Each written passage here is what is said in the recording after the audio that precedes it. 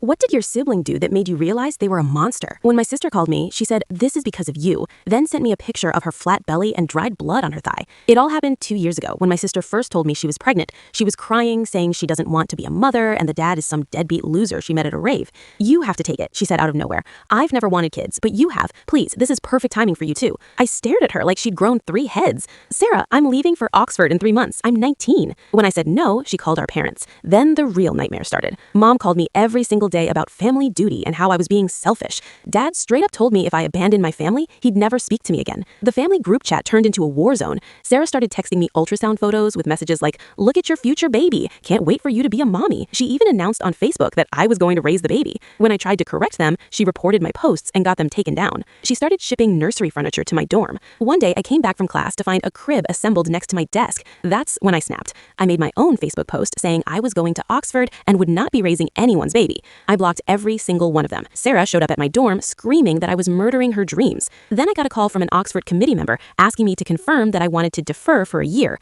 I was shocked. Sarah had called them pretending to be me, saying there was a family emergency. A week later, I got a letter about a court hearing. She had filed paperwork to list me as the adoptive parent, citing my supposed infertility. Luckily, I had recorded a phone call where she admitted to her plan. The judge saw right through it and sided with me. I thought I was free, but one morning, Sarah called me, laughing. "I hope you're happy. This is because of you." Then I saw the pictures. Her belly was now flat with dried blood on her thigh. It turns out she got extremely wasted, drank 2 bottles of wine and half a bottle of vodka, then went into her bathroom and started punching herself in the stomach over and over until she miscarried at 5 months pregnant. "You forced me to do this," she slurred. I didn't even respond. I hung up, called the police, and filed charges. I blocked everyone and left for Oxford 3 weeks later. 6 months later, I saw a news article. My sister had been found guilty of feticide and sentenced to 12 years in prison. My family never reached out and I never spoke to any of them again.